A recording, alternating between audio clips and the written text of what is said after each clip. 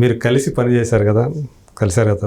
పవన్ కళ్యాణ్ అంటే మొదటి నుంచి కూడా ఆయనలో అప్పటికి ఇప్పటికి ఏమన్నా మీలో మార్పు కనిపించిందా? ఒక లేదండి, భావజాల పరంగా మనిషి అస్సలు ఇప్పుడు మేమంటే ఎప్పుడో కలిసే వ్యక్తి. చిరంజీవి గారికి ఎప్పుడు ఆయనలో చేంజ్ కనపడలేదు. బిగినింగ్ నుంచి అలా ఉన్నాడు, ఇప్పుడు అలాగే ఉన్నాడు. వాడంతే, వాడే కరెక్ట్ రాజకీయాలకి. గట్టిగా ఒక మాట అంటే నేను తట్టుకోలేను, వాడైతే రాటు నేర్పే ఉన్నాడు ఫుల్గా. ఓకే అన్నారా అనండి అన్న. ఆయన నవ్వుకుంటూ కొంతమంది లైవ్లో ఎంతమంది తిట్టారు ఆయన్ని, అసలు ఎప్పుడైనా స్పందించారా? ఎప్పుడు పట్టించుకోవడం అసలు అలా ఉండడం గ్రేట్. అసలు ఎన్ని మాట్లాడినారు. ఎప్పుడు టైం కోసం వెయిట్ చేశారు. అన్ని కాలం నిర్ణయిస్తుందని చెప్పారు. రకరకాల పేర్లు పెట్టారు ఆయనకి, దత్తపుత్రుడు అన్నారు. ఎన్నండి అసలు. అంటే మోరల్స్ మీద కొట్టడం అనమాట.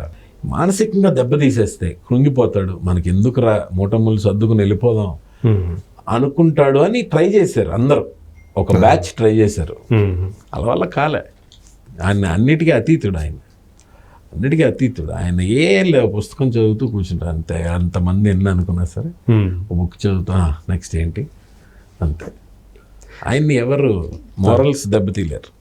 కాకపోతే ఒకటే బాగా ఏంటంటే ఆయనతోటి సినిమాలు స్టార్ట్ చేసిన వాళ్ళ పరిస్థితి ఏంటది, వాళ్ళందరూ కూడా హ్యాపీ యాక్చువల్లీ. ఈయన రావడం వాళ్ళందరూ కూడా ఎవ్రీవన్, వాళ్ళ ఇప్పుడు ఆయనతో సినిమాలు తీసిన వాళ్ళందరూ ఆయన ఫ్యాన్సే. ఆయన దేవుళ్ళ కొలిచేవాళ్ళు అందరూ. హరిహర విలువలు అయితే ఆల్మోస్ట్ 3-4 సంవత్సరాలు అయిపోయింది స్టార్ట్ చేసి. అవును, ఏదన్నా ఇప్పుడు త్రివిక్రమ్ గారు కానీ హరిశంకర్ గారు కానీ వీళ్ళందరూ ఏంటంటే ఒక దేవుడిలాగా చూస్తారు కళ్యాణ్ బాబుని. ఆయన ఇప్పుడు ఇంత స్టేజ్లో ఉన్నారంటే they are all very happy. మీరు ముందు ప్రజల సంగతి చూడండి సార్, మన సినిమా చేద్దాం, మీరు ఎప్పుడు ఇస్తే అప్పుడు చేద్దాం. నిన్న ఎప్పుడు అనౌన్స్ చేశారు, నేను అడప వస్తాను, 4-5 రోజులు చేస్తాను, కంప్లీట్ చేస్తాను షూటింగ్ అని. అది చాలు. డే నైట్ కొడతారు, కంప్లీట్ చేస్తారు. ఆయన కోసమే ఓజీ వెయిట్ చేస్తా ఉంది. అవును, అది కంప్లీట్ అయ్యేది దగ్గరగా ఉంది. ఆయన పోర్షన్ తప్ప మిగతాదంతా అయిపోయిందంట. అంతే. ఇప్పుడు ఇవాళ అమ్మినా రేపు అమ్మినా వజ్రమే. కొంచెం 10 రోజులు లేట్ అయినా వజ్రమే. కాబట్టి వాళ్ళకి ఏ ఇబ్బంది లేదు. వాళ్ళ ఓపెనింగ్స్ ఎక్కడికి పోవు. పైగా ఇప్పుడు ఉప ముఖ్యమంత్రిగా ఇప్పుడు తెర మీదకి వచ్చిన తర్వాత వేరే లెవెల్ ఉంటుంది అది. సో ఆయన అంటే వాళ్ళ జన సైనికులు ఎవరైతే ఉన్నారో వాళ్ళు ఆయన అంటి పెట్టుకున్నట్టు, ఆయన ఏదైతే చెప్పారో ఎలక్షన్లకు ముందు వాళ్ళు కూడా వాళ్ళు తూచా తప్పకుండా దాన్ని పాటించడం. ఎందుకంటే గెలిచిన రోజు ఇక్కడ కూడా చూస్తే, మనం అక్కడ కాదు హైదరాబాద్లో కూడా చూస్తే, అటు టీడీపీ ఇటు జనసేన ఇద్దరు కూడా కార్యకర్తలు వాళ్ళ 2 జెండాలు పట్టుకొని సమన్వయంతో, ఎంత కోఆర్డినేషన్ తోటి వీళ్ళు ఇక్కడ ఊరేగింపులు చేయటం. ఇటు వెళ్తే ఆ రోజు గెలిచిన రోజు అయితే సో అంతగా వాళ్ళు కూడా ఆయన వాళ్ళ నాయకులు ఇక్కడ తెలంగాణ ఎలక్షన్ లాగా బయలుదేరి అంత హడావుడి కనిపించింది ఇక్కడ. అంటే మనకి రాష్ట్రం విడిపోయింది కానీ మనుషులు విడిపోలేదుగా. అందరూ తెలుగు వాళ్ళే, అక్కడ ఉన్న వాళ్ళు ఇక్కడ ఉన్న వాళ్ళు, మనుషులు ఏం విడిపోలేదు. రాష్ట్రాలు 2 అయ్యే అంతే. ఇంకే అది కాబట్టి ఆయన ఫ్యాన్స్ కానీ ఆయన డివోటీస్ కానీ ఇక్కడ లక్షల మంది ఉన్నారు. తెలంగాణలో లక్షల మంది ఉన్నారు. వీళ్ళందరూ వెళ్ళిపోయారు కదా ఓటింగ్ అప్పుడు, చూశారు కదా. మొత్తం ఎవరు చిన్న వాళ్ళ దగ్గర నుంచి, చిన్న పనులు చేసుకున్న వాళ్ళ దగ్గర నుంచి అప్పు చేసి టికెట్లు కొనుక్కొని బస్సులు వేలాడి, ట్రైన్లో వేలాడి మరీ వెళ్ళి ఓటేసి వచ్చారు. ఈసారి అంత రెవల్యూషన్ రావడం, అంత ఖాళీ కనిపించారు రోడ్లు. మొత్తం ఖాళీ కదండి, మొత్తం ఖాళీ. కరెక్ట్. అంటే అంత రెవల్యూషన్ వచ్చింది కసి, అంత కసి. అయినా సరే అన్ని వర్గాల వాళ్ళని ఎవరిని వదలకుండా జాగ్రత్తగా అన్ని వర్గాల వాళ్ళని దెబ్బ కొట్టారు కదా వాళ్ళు.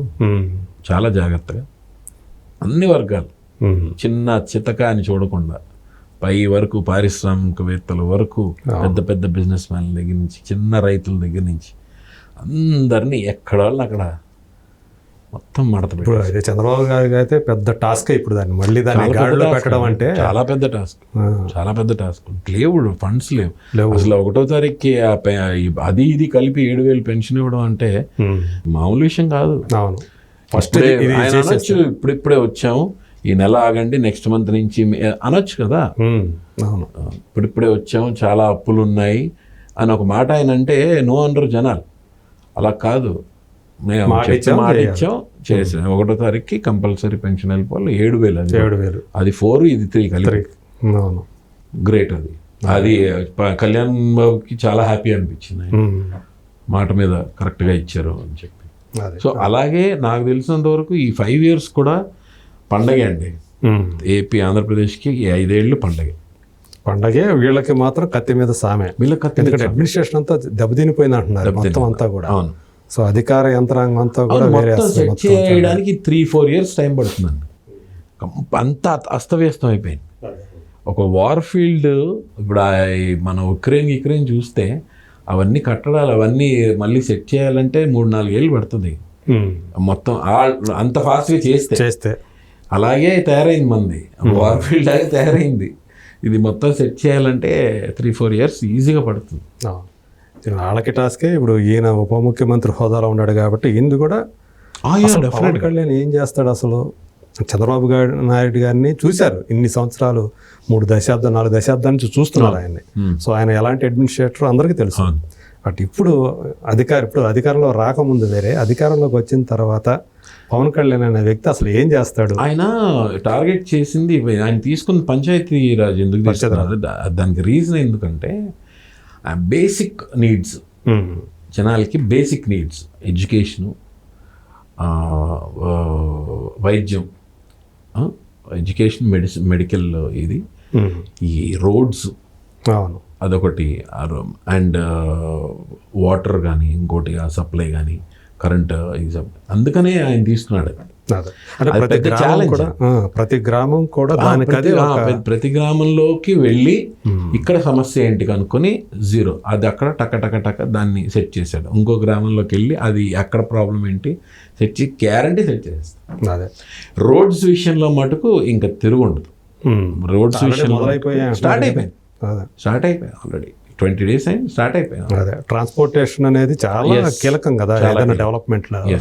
ఏదైనా చేస్తారు, డెఫినెట్గా చేస్తారు. వీళ్ళకి చాలా అంటే ప్రజలు పని చేయకపోతే ఎలా తీసి పక్కన పెడతారో చూసారు కదండి మొన్న. జనాలు మోసపోయే టైప్ కాదు జనాలు. నేను పొద్దున్న లేచి నీకు ఇంత మంచి చేశా, నీకు ఇంత పంపించా, నీకు ఇంత చేశాను, అయ్యా అవ్వ చెల్లెలకి ఇంత చేశాను, అక్క తమ్ముళ్ళు ఎంత చేశాను, ఎందు చెప్పినా సరే వినలేదే జనాలు. వచ్చారు, తండోపతండాలకు వచ్చారు, సభలకు వచ్చారు, చూసారు, వెళ్ళిపోయారు. వాళ్ళు అనుకున్న ఓటింగ్ వాళ్ళు చేసుకున్నారు. అంతే. వాళ్ళు ఇచ్చిన డబ్బులు తీసుకున్నారు. మా డబ్బులే కదా మీరు ఇచ్చేది, తీసుకున్నారు. అది వెళ్ళింది జనాల్లోకి, ఆ చైతన్యం వచ్చింది. అది వాళ్ళు ఏదైతే మనకు పంచుతున్నారో అదంతా మన దగ్గర నుంచి అందరూ తీసుకున్నారు. ఎవరి కాళ్ళు ఏ కాలనీకి ఆ కాలనీ, ఏ వీధికి ఆ వీధి అందరూ మాట్లాడుకున్నారు. ఎవరు ఇచ్చిన వాళ్ళు తీసుకోండి, వేయాల్సింది దీనికి వేయాలి, వేసుకోండి, అంతే డిసైడ్ అయిపోయారు. అంటే ప్రధానంగా ఈ ల్యాండ్ టైటిలింగ్ యాక్ట్ ఒకటి, అలాగే ఈ వాళ్ళే కొని తెచ్చుకున్న పతనం ఇది. వాళ్ళే కొని తెచ్చుకున్న పతనం. ఎంత పరిపాలన అయిపోలా. ఇప్పుడు ల్యాండ్ టైటిలింగ్ యాక్ట్ ఎంత పెద్ద ఇది ప్రాబ్లం. అది ఎవరో బయటికి తీసి దాన్ని చూపిస్తే తప్ప పాపం వాళ్ళకి తెలియలేదు. అవును కదా, మన పుస్తకాల మీద మన బొమ్మలు ఉండాలి కదా, వీళ్ళెవరు ఉన్నాయంటి, ఇదేంటి అసలు మన పట్టాలు వాళ్ళ చేతిలో మనకి జిరాక్సీలు ఇవ్వడం ఏంటి, నేను నా భూమి అమ్ముకోవాలంటే నీకు కట్టడం ఏంటి డబ్బు, నేను కొనుక్కోవాలంటే నీకు కట్టడం ఏంటి, కొనుక్కోవాలన్నా కట్టాలంట, అమ్ముకోవాలన్నా కట్టాలంట. ఇది ఎక్కడ అంటే మనది కాదు, మన భూమి మనది కాదు. ఆ పేపర్లు ఆ జెరాక్స్లు ఉంటాయి, ఆ జెరాక్స్లు ఎందుకు పనికి వస్తాయి? ఒరిజినల్ పేపర్ అందరి భూములు పట్టాలి అందరి చేతిలో పెడతారండి. వెరీ సూన్ అది ఇంటూ కొట్టేశారు. ల్యాండ్ టైటిలింగ్ యాక్ట్ ఇంటూ కొట్టేశారు. అందరూ ఎవరు వచ్చే పట్టాలు వాళ్ళ చేతిలో ఉంటాయి, బ్యాంకుల్లోనో లాకర్లోనో ఎక్కడో ఇంకా.